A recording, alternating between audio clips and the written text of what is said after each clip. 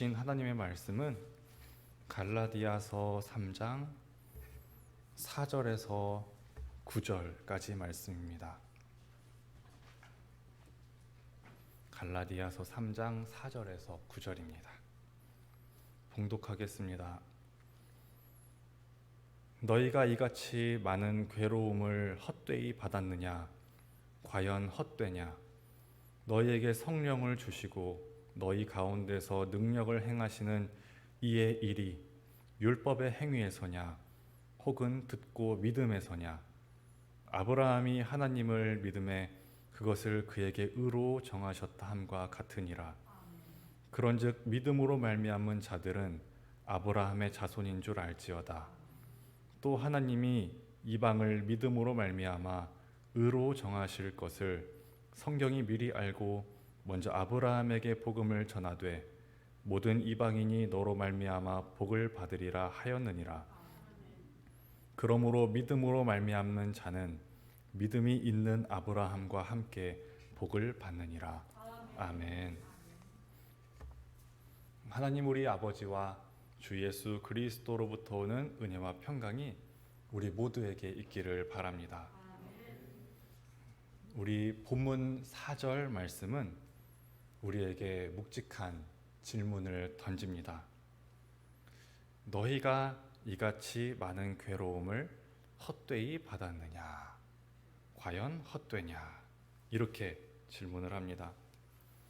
우리가 사는 날 동안 받고 있는 이 괴로움들이 과연 헛된 일이냐라고 묻습니다. 마음 같아서는 당연하다고 말하고 싶죠. 고난이 당연히 힘든 일이니까 헛되다 말하고 싶습니다. 쓰잘데기 없는 일이다 말하고 싶습니다. 당장이라도 없어졌으면 하는 아무 필요도 없는 일이다 말하고 싶습니다. 과연 이 질문을 던진 성경은 이것에 대해서 어떠한 답을 내려주고 있을까요? 오늘은 성경 말씀에서 말하는 이 고난에 대해서 알아보겠습니다. 고난이라는 것은 예수님께서도 겪으셨던 일입니다. 마태복음 16장 21절 말씀입니다. 이때로부터 예수 그리스도께서 자기가 예루살렘에 올라가 장로들과 대제사장들과 서기관들에게 많은 고난을 받고 죽임을 당하고 제3일에 살아나야 할 것을 제자들에게 비로소 나타내시니. 아멘. 예수님께서도 이 땅에 사실 때 고난 당하셨습니다. 예수님이라고 해서 늘 행복하고 순탄한 삶을 사신 건 아닙니다. 어려서부터 아버지를 여의고 어머니와 동생들의 생계를 책임져야 하는 삶을 사셨습니다. 공생의 기간에는 서기관과 바리새인들로부터 늘 공격을 받으셨고요. 심지어는 이 사람들로부터 살해의 위협도 받았습니다. 마지막에는 억울한 누명을 쓰고 말로 다 할 수 없는 고초를 당하시고 저주를 받으며 죽으셨습니다. 예수님께서도 고난 당하셨습니다. 우리가 받고 있는 이 고난보다 직접적이고 보다 육체적인 그런 고난을 당하셨습니다. 예수님만 받은 게 아니지요. 오늘 이 갈라디아서를 썼던 바울도 고난 당했습니다. 사도행전 9장 15에서 16절 말씀입니다. 주께서 이르시되 가라, 이 사람은 내 이름을 이방인과 임금들과 이스라엘 자손들에게 전하기 위하여 택한 나의 그릇이라. 그가 내 이름을 위하여 얼마나 고난을 받아야 할 것을 내가 그에게 보이리라 하시니. 아멘. 바울은 다메섹 도상에서 예수님을 만나고 그동안의 삶을 회개했습니다. 그랬더니 아나니아를 통해 이런 예언을 받았습니다. 예수님의 이름을 위하여 너는 고난받을 것이다. 회개했다고 해서 고난이 없어지는 게 아닙니다. 예수님을 믿는다고 해서 고난이 없어지는 것도 아닙니다. 오히려 회개하며 예수님을 믿는 순간 없었던 고난이 생겨났습니다. 빌립보서 1장 29절 말씀에도 이렇게 나옵니다. 그리스도를 위하여 너희에게 은혜를 주신 것은 다만 그를 믿을 뿐 아니라 또한 그를 위하여 고난도 받게 하려 하심이라. 아멘. 우리에게 은혜를 주셔서 예수님을 믿게 해주실 뿐만 아니라 고난도 받게 하셨습니다. 즉 그리스도인이라면 고난이 있을 수밖에 없습니다. 없다면 오히려 그리스도인이 맞는지를 의심해야 할 정도입니다. 로마서 8장 17절 말씀에서도 이렇게 말씀하십니다. 자녀이면 또한 상속자 곧 하나님의 상속자요 그리스도와 함께 한 상속자니 우리가 그와 함께 영광을 받기 위하여 고난도 함께 받아야 할 것이니라. 아멘. 예수님과 함께 영광을 받기 위하여 고난도 함께 받아야 할 것이니라. 복음과 함께 고난을 주시는 하나님이십니다. 그리스도인에게 고난은 있을 수밖에 없습니다. 이렇게 고난이 있는 이유는 두 가지로 정리할 수 있습니다. 첫째는 우리가 사단의 종으로서 종로로 타다가 복음으로 인해 이젠 예수님의 자녀가 되었기 때문에 사단이 자신의 사람을 뺏겨서 복수심에 불타 우리를 힘들게 하는 경우가 있습니다. 둘째는 구원받은 우리를 성화되도록 돕기 위해서 괴로운 일들을 허락하시는 경우도 있습니다. 그래서 하나님의 자녀라면 고난이 있을 수밖에 없습니다. 지금까지의 말씀만 보면 암울하죠. 고난을 받기만 하고 끝나면 정말 암울할 겁니다. 고난 받으면 그걸로 끝이야 라고 하면 뭐하러 고난을 받습니까? 뭐하러 그걸 참을까요? 뭐하러 손해를 볼까요? 고난을 우리가 있는 그대로 인내하며 감수를 해야 하는 이유가 뭘까요?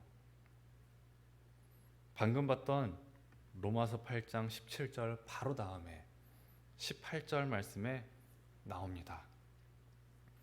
생각하건대 현재의 고난은 장차 우리에게 나타날 영광과 비교할 수 없도다. 아멘. 우리가 받는 고난은 우리에게 나타날 영광과는 비교할 수 없을 정도라고 말씀하십니다. 그래서 이 고난의 끝에는 영광이 있는 겁니다. 이 고난의 끝에는 필히 영광이 있습니다. 성도님들 기억하세요. 고난받고 끝나는 게 아닙니다. 고난이 끝이 아닙니다. 우리에게는 영광이 기다리고 있습니다. 예수님께서도 고난을 당하고 나시고 그 후에 영광에 들어가셨습니다. 누가복음 24장 26절 말씀입니다. 그리스도가 이런 고난을 받고 자기의 영광에 들어가야 할 것이 아니냐 하시고. 아멘. 예수님께서는 고난을 받으신 후 부활을 통해 영광에 들어가셨습니다. 그러니 꼭 고난 뒤에는 늘 영광이 있습니다. 영광이 예수님을 기다리고 있었듯이 우리도 기다리고 있습니다. 왜냐면요, 하나님이 그 영광을 예비하고 계시기 때문에 그것은 필히 있을 수밖에 없습니다. 그럼 여기서 말하는 이 영광이라는 것이 구체적으로 어떤 의미일까요? 먼저는 부활을 의미합니다. 예수님께서 부활하셨듯이 우리도 부활할 겁니다. 고난이 극심해서 심지어 우리의 생명까지 빼앗아간다 할지라도 예수님께서 다시 오시는 그날 우리는 부활합니다. 영원한 생명을 가지고 부활합니다. 이때는 그 누구도 죽일 수가 없습니다. 고난받는 동안 그래서 우리는 이 영광을 바라봐야 합니다. 고난이 나를 힘들게 하고 결국에는 내 생명까지 빼앗아간다 해도 하나님께서 영원한 생명을 준비하시고 기다리신다는 걸 우리가 봐야 합니다. 이것을 보고 믿을 수 있다면 고난 가운데에서도 그 성도는 담대해질 수 있고 흔들리지 않을 수 있습니다. 영광의 두 번째 의미는 하나님 나라입니다. 고난 당하더라도 결국 성도는 하나님 나라에 들어갑니다. 방금 전에 나왔던 그 영원한 생명을 가지고 하나님 나라에 들어갑니다. 여기선 더 이상 고난도 없고 슬픔도 없습니다. 온전한 기쁨과 충만함이 있습니다. 고난이 끝이 아니라는 거죠. 고난의 끝에는 하나님께서 예비하신 그 나라가 우리를 기다리고 있습니다. 고린도후서 1장 3절에서 5절 말씀입니다. 찬송하리로다. 그는 우리 주 예수 그리스도의 하나님이시요 자비의 아버지시요 모든 위로의 하나님이시며 우리의 모든 환난 중에서 우리를 위로하사 우리로 하여금 하나님께 받는 위로로서 모든 환난 중에 있는 자들을 능히 위로하게 하시는 이시로다. 그리스도의 고난이 우리에게 넘친 것 같이 우리가 받는 위로도 그리스도로 말미암아 넘치는도다. 아멘. 어떠한 환난 중에 있더라도 위로를 해주시는 분은 하나님이시고 예수님이십니다. 고난이 우리에게 넘치면 그 넘치는 것과는 비교할 수 없을 정도로 더 큰 위로가 있을 것이다 말씀하십니다. 힘든 일을 겪고 계신 성도님 계십니까? 사람들은 몰라주더라도 하나님은 아십니다. 하나님의 자녀들을 눈동자처럼 보고 계십니다. 때가 되면 주실 영광과 위로를 준비해 놓고 계십니다. 영원한 생명, 하나님의 나라, 장차 받을 위로가 여러분을 기다리고 있습니다. 오늘 말씀을 정리하겠습니다. 성도라면 고난을 받을 수밖에 없습니다. 예수님께서도 받으셨고 사도 바울도 받았고 모든 제자들도 받았습니다. 고난은 있을 수밖에 없습니다. 성도님들이 지금 받고 계신 고난이 끝날지 안 끝날지 그거는 모릅니다. 성도님들이 살아계실 때 끝날지 죽을 때까지 안 끝날지는 그 누구도 모릅니다. 하나님께서 원하시면 평온한 시기가 올 수도 있고요. 하나님이 원하시면 고난이 계속될 수도 있습니다. 이건 사람은 모릅니다. 하지만 평온이 올지라도 고난이 올지라도 상관없이 그리스도인의 끝에는 언제나 영광이 있습니다. 영원한 생명이 기다리고 있습니다. 마지막 날 하나님의 나라에 여러분은 들어가실 겁니다. 그렇기 때문에 그리스도인은 최후의 승리를 얻을 것이다 말하죠. 이것이 고난 가운데 오늘을 살고 있는 우리에게 하나님께서 주시는 위로입니다. 고난, 괴로움은 헛된 일이 아닙니다. 괴로운 시간 동안 하나님의 위로를 맛볼 것이기 때문입니다. 그리고 이 괴로움의 끝에는 영원한 생명과 하나님의 나라가 있기 때문에 헛되지 않습니다. 하나님께서는 성도님들이 괴로운 시간을 다 보내고 하나님 나라에서 뜨겁게 포옹하는 그날을 기다리고 계십니다. 아멘. 모든 지각에 뛰어나신 하나님의 평강이 그리스도 예수 안에서 성도님들의 마음과 생각을 지키실 것입니다. 아멘.